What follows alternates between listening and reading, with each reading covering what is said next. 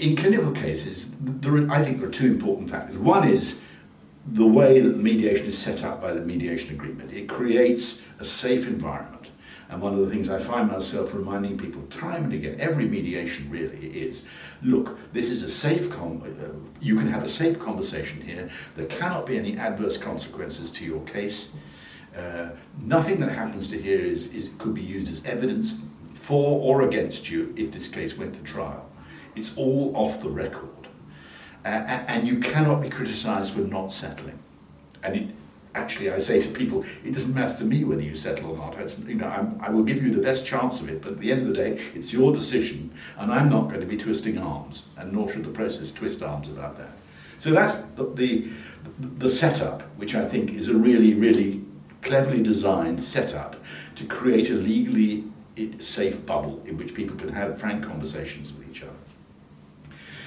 Secondly, I think, as I say, having a mediator in there to run the process, to take off the shoulders of the lawyers the responsibility for, sidelining the kind of Buggins turn, will you go first because you're more senior than me, or you're this kind of thing.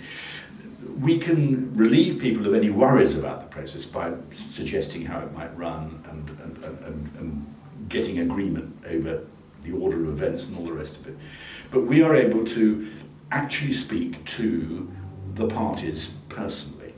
And the ideal case is the one where I would have spoken not just to the lawyers in advance, but to the parties themselves in advance of the mediation, to set them up, to answer any questions, to reassure them that it's entirely safe, no one's going to be cross-examining them at the mediation, that they will have a chance to have a say, though, the price of which is to have a listen and be responded to, and so on, and to encourage people to think about how they best can do that in the most persuasive and acceptable way.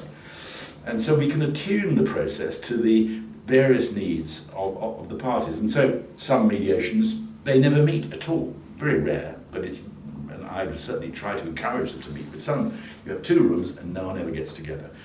At least the parties don't, the lawyers probably might. There are other mediations where virtually the whole meeting is a joint meeting with everyone sitting around the table, chaired by me, and talking about the lessons learned. I had one of those just recently where the claim had actually been sorted out before the mediation. We still had the mediation, and it was so valuable, and it lasted a number of hours, talking about the lessons learned so that people could really satisfy themselves. They were really keen. They felt they had been poorly handled, their family. They wanted to say that and be frank about it. And the trust wanted to acknowledge that this was so and to reassure them that things had changed. And these are the kind of things that make mediation so appropriate for this kind of claim.